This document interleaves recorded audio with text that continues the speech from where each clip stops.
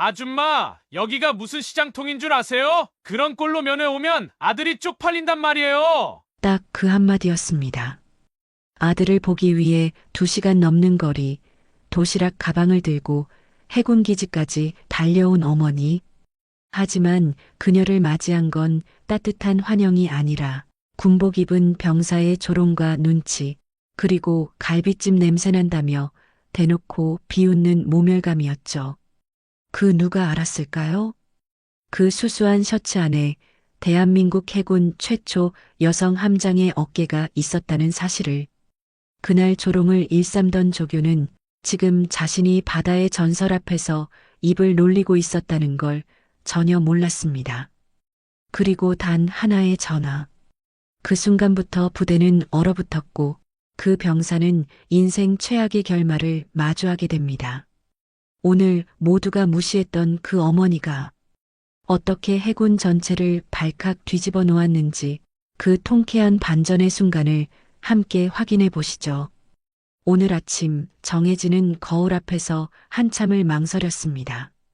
옷장 속 정갈하게 걸린 해군 정복이 눈에 들어왔지만 손은 자연스럽게 평범한 파란 셔츠로 향했죠.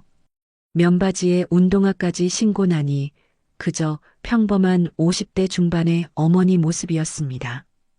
유니폼을 정리하며 문득 승민이가 초등학생이었을 때가 생각났어요. 그때 아이는 엄마의 함장 모자를 쓰고 거울 앞에서 경례를 흉내내곤 했었죠. 엄마처럼 멋진 군인이 될 거야. 라고 했던 그 작은 목소리가 지금도 귓가에 맴돌았습니다. 오늘은 엄마로만 가야지. 정혜진은 작은 소리로 중얼거리며 현관문을 나섰습니다. 손에 든 보온 도시락엔 아들이 좋아하는 갈비찜과 김치볶음밥이 정성스럽게 담겨 있었어요. 입대한 지 6달 된 승민이를 만나러 가는 길, 설렘과 걱정이 교차하는 마음을 달래며 지하철을 탔습니다. 해군기지까지는 2시간 반이 걸렸어요. 환승을 2번이나 해야 하는 복잡한 경로였지만 정혜진에게는 익숙한 길이었습니다.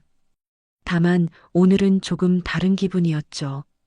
과거 이곳에 올 때는 항상 정복을 입고 운전병과 함께 왔는데 오늘은 대중교통을 이용하는 평범한 시민이었으니까요. 기지 앞에 도착하자 정혜진은 잠시 숨을 고르며 주변을 둘러봤습니다. 익숙한 풍경이지만 왠지 낯설게 느껴졌어요. 펜스 너머로 보이는 해군기 깃발이 바람에 펄럭이고 초병들이 근무하는 모습이 눈에 들어왔습니다. 한때는 이 모든 것이 자신의 책임 아래 있었는데 지금은 그저 아들을 만나러 온 보통 어머니일 뿐이었죠. 면회 시간이 시작되기까지 30분 정도 여유가 있어서 정혜진은 기지 입구 근처 벤치에 앉아 기다렸습니다. 도시락 가방을 무릎 위에 올려놓고 가끔 시계를 확인하며 시간을 보냈어요.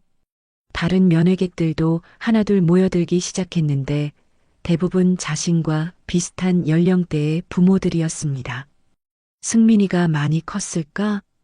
정혜진은 속으로 생각했습니다. 입대 전 마지막으로 본 아들의 모습이 떠올랐어요. 여전히 어린 티가 남아있던 20살의 승민이가 이제는 제법 군인다운 모습으로 변했을 거라는 기대와 함께 말이죠. 면회소 입구에서 정혜진은 잠시 멈춰섰습니다. 출입 절차를 확인하는 동안 한 명의 해군 부사관이 다가왔어요. 계급장을 보니 하사였고 이름표에는 강효철이라고 적혀 있었습니다. 어디서 오셨습니까? 강효철 하사가 퉁명스러운 목소리로 물었습니다. 그의 시선이 정혜진의 평범한 차림새를 위아래로 훑어보는 게 느껴졌어요. 면회 왔습니다. 아들을 만나러요. 정혜진이 정중하게 대답했습니다. 강효철 하사는 코웃음을 쳤습니다. 아줌마, 여기가 동네 마트인 줄 아세요? 해군기지라고요. 면회 규정도 모르고 오셨나 보네. 정혜진의 표정이 순간 굳어졌지만 아무 말하지 않았습니다. 그저 조용히 고개를 끄덕이며 면회 신청서를 작성하기 시작했어요. 요즘 부모들이 참 그래요. 애들 키우는 것도 제대로 못하면서 군대까지 와서 난리치고. 강효철 하사가 옆에 있던 다른 부사관에게 들리도록 큰 소리로 말했습니다. 보세요, 저 차림새. 해군 기지에 뭘 입고 온 거예요? 다른 면회객들의 시선이 정혜진에게 집중되기 시작했습니다. 정혜진은 입술을 꾹 깨물고 참았어요. 손에 든 펜이 살짝 떨리는 것 같았지만 끝까지 신청서를 작성해냈습니다. 참, 그리고 저기 가방 검사 받으세요. 뭐 이상한 거 안 들고 왔죠? 강효철 하사가 비꼬는 투로 말했습니다. 정혜진은 말없이 가방을 내밀었습니다. 도시락과 몇 가지 생필품이 전부였는데 강효철 하사는 일부러 더 꼼꼼히 뒤지는 것 같았어요. 갈비찜이네요. 애가 살찔까봐 걱정 안 되세요? 요즘 신병들 체력 관리도 못하는데. 그의 말투에는 조롱이 가득했습니다. 정혜진의 두 손이 주먹을 쥐었다가 다시 풀렸습니다. 하지만 여전히 아무 말 하지 않았어요. 그저 조용히 기다렸을 뿐이었습니다. 마음속에서는 이미 무언가가 꿈틀거리기 시작했지만 오늘만은 참기로 했거든요. 드디어 승민이와 만날 수 있었습니다. 면회실에 들어선 아들의 모습을 본 순간 정혜진의 마음이 뭉클해졌어요. 키는 여전했지만 어깨가 더 넓어진 것 같았고 얼굴도 한결 단단해 보였습니다. 엄마, 승민이가 밝게 웃으며 다가왔습니다. 우리 승민이 많이 컸네. 정혜진이 아들의 어깨를 토닥이며 말했습니다. 목소리가 살짝 떨렸어요. 엄마는 변한 게 없으시네요. 그런데 승민이의 표정이 어두워졌습니다. 아까 들어오실 때 강효철 하사가 뭐라고 안 했어요? 정혜진이 고개를 갸우뚱했습니다. 왜? 그 사람이요. 원래 좀 그래요. 면회 오는 부모님들한테 트집 잡는 걸 좋아해서. 승민이가 미안한 표정으로 말했습니다. 다른 부모님들도 많이 불쾌해 하셨거든요. 괜찮아. 내가 잘 지내고 있다면 그걸로 충분해. 정혜진이 아들의 손을 잡으며 말했습니다. 승민이는 엄마가 가져온 도시락을 받아들고 감사 인사를 했습니다. 갈비찜이다. 정말 오랜만이네요. 많이 먹어야 해. 훈련 힘들지? 정혜진이 걱정스러운 눈빛으로 물었습니다. 처음엔 힘들었는데 이제 적응했어요. 그런데 엄마, 승민이의 목소리가 낮아졌습니다. 나 괜찮아. 근데 엄마한테 그랬다니. 나 지금 너무 분해요. 정혜진의 눈빛이 순간 변했습니다. 날카로워진 시선이 잠깐 스쳤지만 곧 다시 부드러운 어머니의 얼굴로 돌아왔어요. 승민아, 내가 잘못한 게 아니야. 그리고 엄마도 괜찮으니까 걱정하지 마. 정혜진이 아들의 머리를 쓰다듬으며 말했습니다. 내가 건강하고 훈련 잘 받는 게 가장 중요해. 면회 시간이 끝나갈 무렵 승민이는 여러 번 분하다는 말을 반복했습니다. 정혜진은 그때마다 괜찮다고 웃어 보였지만 마음 한편으로는 아들의 분노가 이해됐어요. 그리고 동시에 이런 일이 다른 가족들에게도 일어나고 있다는 사실이 더욱 마음을 무겁게 했습니다. 면회를 마치고 나오는 길에 정혜진은 다시 한번 강효철 하사와 마주쳤습니다. 그는 여전히 다른 면회객들을 향해 불친절한 태도를 보이고 있었어요. 아, 갈비찜 아줌마네요. 애가 뭐라고 하던가요? 엄마 자랑 많이 했나? 강효철 하사가 비아냥거리며 말했습니다.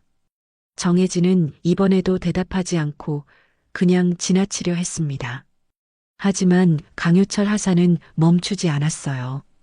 요즘 부모들이 참 그래요. 애들 버릇없이 키워놓고 군대 와서 고생한다고 난리치고 집에서 제대로 가르쳤으면 여기 와서 고생할 일도 없을 텐데.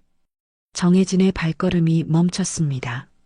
천천히 돌아서서 강효철 하사를 바라봤어요.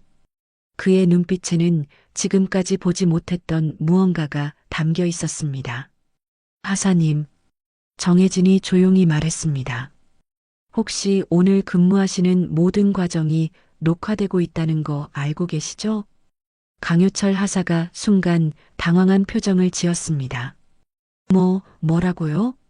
아무것도 아닙니다. 정혜진이 작은 미소를 지으며 말했습니다.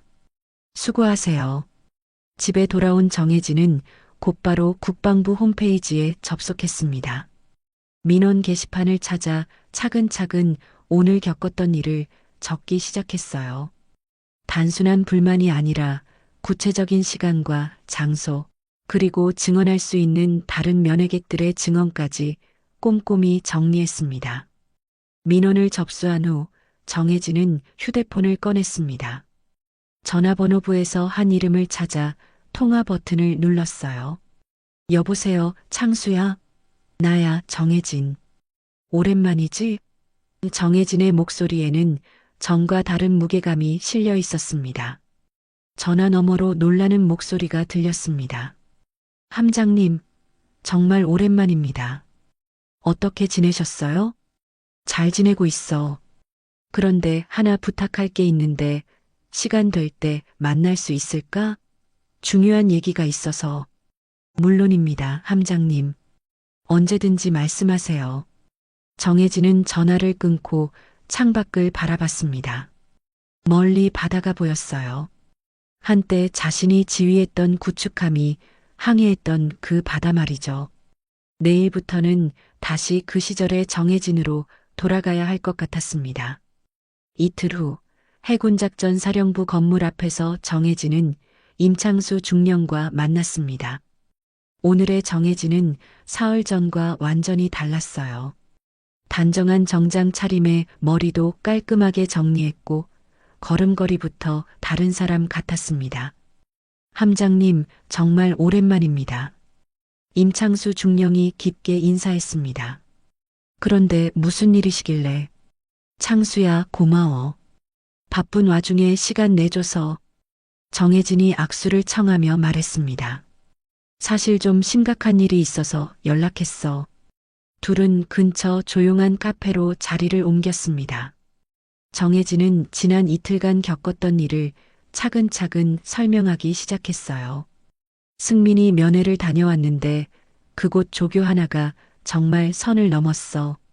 정혜진의 목소리에는 분노가 조금씩 묻어났습니다.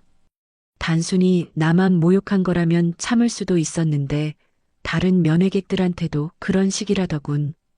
그리고 이미 국방부 민원도 접수했어. 임창수 중령이 심각한 표정으로 고개를 끄덕였습니다. 국방부 민원이요? 응. 정식 절차를 밟았지. 그런데 그것만으로는 부족할 것 같아서. 정혜진이 찻잔을 들며 말했습니다. 창수야, 너도 알잖아. 민원은 민원일 뿐이고 실제로 변화를 만들려면 다른 접근이 필요하다는 거. 임창수 중령은 잠시 생각에 잠겼습니다. 함장님, 그런데 지금 현역이 아니시잖아요. 그래서 내게 부탁하는 거야. 정혜진의 눈빛이 날카로워졌습니다. 국방부 민원이 감찰반까지 연동되면서 조사 한번 들어갈 수 있지 않을까? 그리고 내가 누군지 알면 처리 속도도 빨라질 거고. 임창수 중령이 고개를 끄덕였습니다. 감찰반장에게 이야기해 보겠습니다. 윤가람 소령이 담당하고 있는데 공정하고 철저한 분이거든요. 고마워, 창수야. 그리고 한 가지 더. 정혜진이 진지한 표정으로 말했습니다. 이번 조사가 단순히 개인적인 감정 때문이 아니라는 걸 분명히 해줘. 군 기강과 관련된 문제이고 다른 장병들과 가족들을 위한 일이라는 거 말이야. 일주일 후 해군기지에는 예상치 못한 방문객들이 나타났습니다. 감찰반 윤가람 소령을 비롯한 조사팀이었어요. 이들의 방문 목적은 면회 과정에서의 부적절한 언행에 대한 조사였고 국방부 민원과 연동된 공식 감찰이었습니다. 강효철 하사, 지난 월요일 면회 과정에서 있었던 일에 대해 설명해 보세요. 윤가람 소령이 냉정한 목소리로 물었습니다. 강효철 하사는 당황한 기색을 감추지 못했습니다. 무슨 일 말씀이신지. 면회객들에게 부적절한 언행을 했다는 신고가 국방부에 접수됐습니다. 특히 한 분에게는 상당히 모욕적인 발언을 했다고 하는데요. 윤가람 소령이 서류를 펼치며 계속했습니다. 그리고 CCTV 분석 결과 당신의 언행이 모두 녹화되어 있습니다. 강효철 하사가 식은땀을 흘리기 시작했습니다. 그건 그냥 기본적인 면회 안내를 한 것뿐입니다. 기본적인 안내가 아줌마 여기가 동네 마트인 줄 아냐는 식의 발언인가요? 임창수 중령이 CCTV 화면을 보여주며 정확히 인용했습니다. 그때 윤가람 소령이 추가 서류를 꺼냈습니다. 그리고 다른 면회객 5분의 진술서도 확보했습니다. 모두 비슷한 내용의 증언이에요. 강효철 하사의 얼굴이 하얘졌습니다. 그는 그때 한 말들이 정확히 기록되어 있을 뿐만 아니라 다른 피해자들까지 있다는 걸 깨달았어요. 이분 말씀으로는 요즘 부모들이 애들 키우는 것도 제대로 못하면서라는 발언도 하셨죠? 임창수 중령이 추가로 물었습니다. 저는 강효철 하사. 윤가람 소령이 엄한 목소리로 말했습니다. 혹시 그날 면회 온 분 중에 정혜진이라는 분이 있었다는 거 기억하시나요? 강효철 하사가 고개를 끄덕였습니다. 네, 기억합니다. 평범한 아줌마였는데. 평범한 아줌마요? 임창수 중령이 코웃음을 쳤습니다. 강효철 하사, 당신이 모욕한 그 평범한 아줌마가 누군지 아세요? 강효철 하사는 무슨 말인지 이해하지 못하겠다는 표정을 지었습니다. 조사실 문이 열리자 정혜진이 들어왔습니다. 이번에는 해군 예비역 정복을 단정하게 차려입고 대령 계급장이 선명하게 보였어요. 하얀 장갑을 낀 손과 깔끔하게 쓴 모자까지 완벽한 군인의 모습이었습니다. 강효철 하사는 정혜진을 보자마자 자리에서 벌떡 일어나 차렷 자세를 취했습니다. 손이 덜덜 떨리고 있었어요. 대한민국 해군 최초 여성 함장, 예비역 대령 정혜진입니다. 정혜진이 조용하지만 위험 있는 목소리로 자신을 소개했습니다. 편히 하세요. 정혜진이 말했지만 강효철 하사는 여전히 긴장한 채로 서 있었습니다. 함장님 죄송합니다. 강효철 하사가 목소리를 떨며 말했습니다. 강효철 하사. 정혜진이 천천히 말했습니다. 사흘 전에 면회소에서 저에게 한 말들 기억하시죠? 네, 기억합니다. 정말 죄송합니다. 정혜진은 자리에 앉으며 강효철 하사를 바라봤습니다. 저는 그날 한 명의 어머니로서 아들을 만나러 갔습니다. 대령도 함장도 아닌 그냥 평범한 엄마로 말이에요. 강효철 하사는 머리를 숙인 채 대답했습니다. 함장님, 정말 죄송합니다. 제가 몰라봤습니다. 몰라봤다고요? 정혜진의 목소리가 조금 높아졌습니다. 하사님, 문제는 저를 몰라본 게 아닙니다.